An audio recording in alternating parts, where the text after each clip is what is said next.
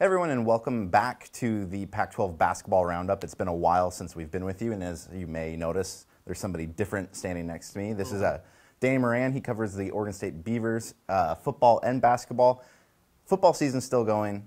Basketball season's coming up. Of course, I'm Tyson, Alger. I don't think I introduced myself. Cover the Ducks. Danny, the Beavers, high expectations going into this season. They got their opener tomorrow night against Northwest Christian. Just what's kind of the main storyline heading into this game? I think basically that the rebuild under Wayne Tinkle is ahead of schedule. Last year, the team obviously did not make the NCAA tournament. They still have not made one since 1990. That's the target now this year. I think you may have thought maybe a couple of years down the road, but with about 90% of their scoring back, Defensive Player of the Year in the Pac-12, Gary Payton II is back, and then a top 20 freshman class. You know, Trace Tinkle, Stephen Thompson among them. So I think the big storylines are: can the defense, which was an elite defense in the conference last year, continue at that pace? And then will they have more offensive firepower? And then with all that they're kind of bringing together in a year, will they have the chemistry to kind of make that push to the tournament that a lot of fans are hoping for? Early in the year, though, a lot of injuries, particularly in the front court, and that's something that Oregon certainly knows about, kind of heading into their season. Yeah, that's the biggest thing. The Ducks begin their season tonight against Jackson State. It's 3 days before their big game against number 22 Baylor on Monday night. But the biggest thing for the Ducks right now is they have two key injuries.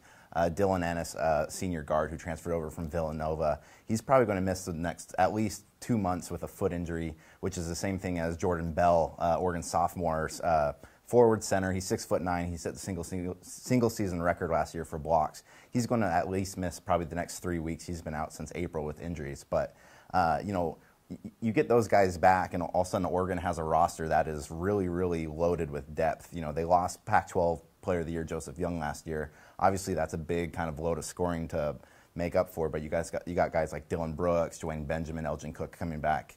I think things are looking really positive for a fourth consecutive NCAA tournament appearance for the Ducks. It's something where I think with injuries on both sides, the hope for both coaches that guys develop and kind of aren't so dependent on some of those key pieces. Definitely.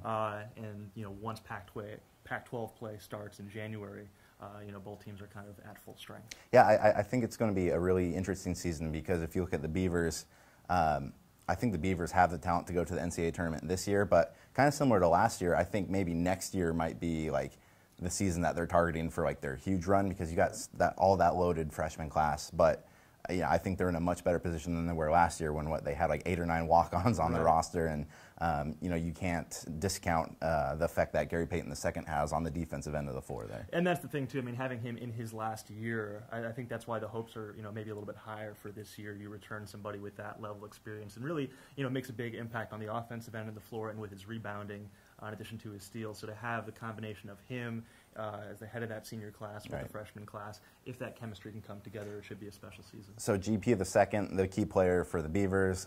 For the Ducks, I think it's sophomore Dylan Brooks. He averaged about 12 points last year. At times, I thought he was the best player on the floor.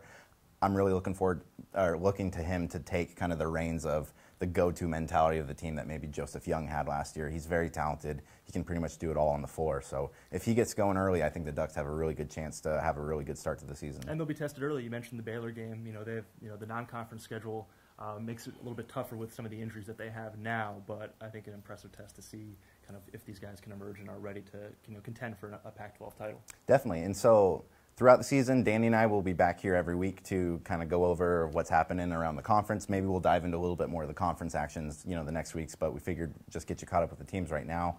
You can check all of our stuff online at OregonLive.com/Ducks or /Beavers. I'm on Twitter at Tyson Alger. You are at Danny J. Moran. And we'll see you guys next week.